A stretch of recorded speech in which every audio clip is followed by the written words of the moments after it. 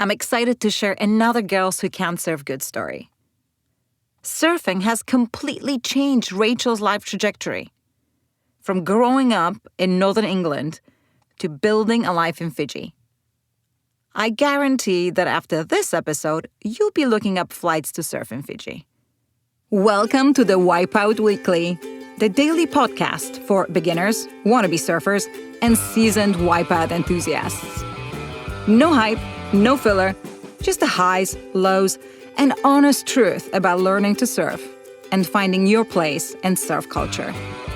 I'm your host, Suze Wilson. Let's go out. This is Rachel's story.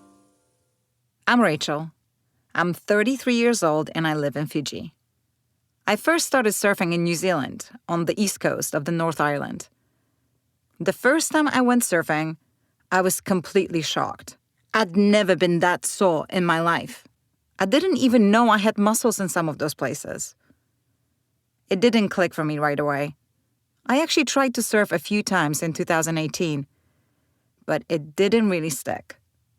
Then, in 2020, I went surfing with a girlfriend. The conditions were terrible. I was on this really heavy longboard, and it was the middle of winter, and just a mess of a session. But something about it made me feel amazing. A week later, I met my partner, who is totally addicted to surfing. And everything kind of aligned. I started surfing more with him, and I got really hooked. These days, I surf independently here in Fiji, usually near the breaks around Cloudbreak. I've only surfed Cloudbreak once, though. I mostly prefer to watch it. I love gliding, dancing over the water, rather than feeling like I'm getting attacked by it. I usually surf some of the softer breaks nearby, and if the swell's good, which it often is in Fiji, I'll surf a couple of times a week. If I'm busy, maybe just once a week.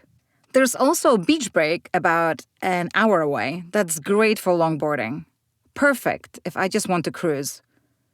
I also still surf when I go back to New Zealand, and I feel really lucky to have amazing female friends I surf with in both places.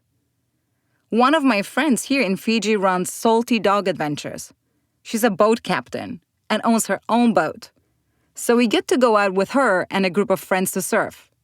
It's such a gift. As for challenges, oh wow, there have been so many.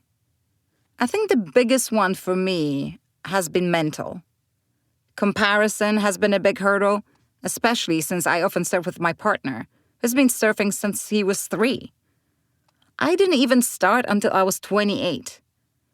For a long time, I didn't realize how much I was comparing myself to him, which is ridiculous. He's basically part fish. And to be honest, I've never really been a natural water person. I grew up in a city in northern England, so becoming someone who feels at home in the ocean has taken time. But I've learned so much over the last 5 years. Have I ever been in a sketchy situation? Yes, definitely. One time in Raglan, New Zealand, I went surfing alone at Manu Bay. It was a cruisy day. I was chatting to a lovely woman in the water, and then I realized I drifted dangerously close to the rocks. Suddenly, a huge set came in, 8 waves in total, and I just kept getting smashed. I was being held under over and over. Somehow, I managed to scramble up onto the rocks, completely shaken. Amazingly, neither I nor my board was injured, but it took me a while to recover from that. The next time I went back to that spot, I was so nervous. That experience taught me to stop chatting and start paying more attention in the water. My favorite spot to surf is a place called Swimming Pools here in Fiji. The water is crystal clear, like surfing over an aquarium. You'll see so many fish, beautiful corals, sometimes even a turtle. It's a right-hander, and it's just magical.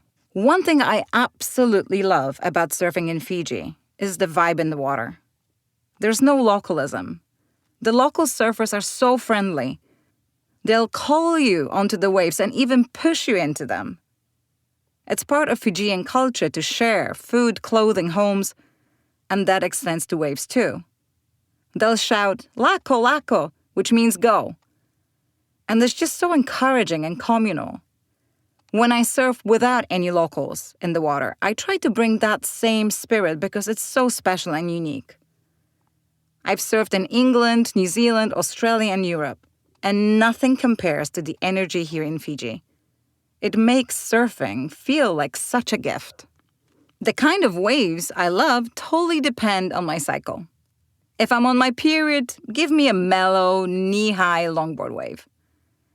But if I'm in my ovulation phase, I'm much more daring. I'll go for head-high waves on my mid-length twin fin and try to build confidence with bigger conditions. But really, I'll take any wave that's not too big.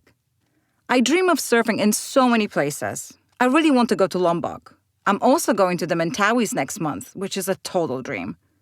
Mexico is on the list too, honestly, mostly for the food. I'd also love to explore longboard spots in the Philippines and get inspired by other longboarders. I've noticed that when I'm around great longboarders, like when I've surfed the Pass in Byron Bay, I learned so much just by watching and soaking in their style. As for surf goals, I'd love to be able to cross-step and hang 10 on my longboard. I'm not quite there yet, but I'm working on it. Lately, I've also started to feel this little spark about maybe getting barreled one day. That was never a goal before. I've always been more focused on style, but some things shifted recently, and now I'm kind of building up to it. How has surfing impacted my life? Oh man, where do I even start? It's completely changed the trajectory of my life. I was born and raised in cities, first in England, then in New Zealand, and I worked in healthcare. But surfing led me to leave that career and start a surf retreat business here in Fiji.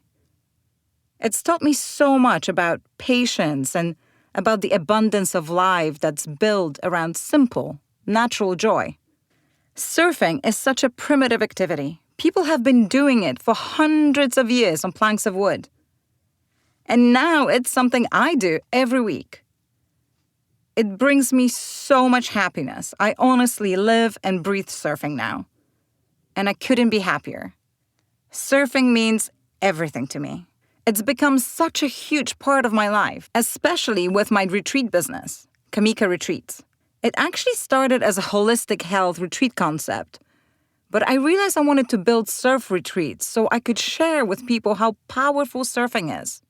It's the one thing that consistently supports my mental and physical health. You don't even have to try. Just go surfing and your body and mind feel better. And that was Rachel's story. Okay, I'm off to book my flights to Fiji now. And that's all for today. Check out the Waipai Weekly for our free newsletter, more stories and ways to connect with us. Thanks for listening. See you tomorrow for more of the Waipai Weekly.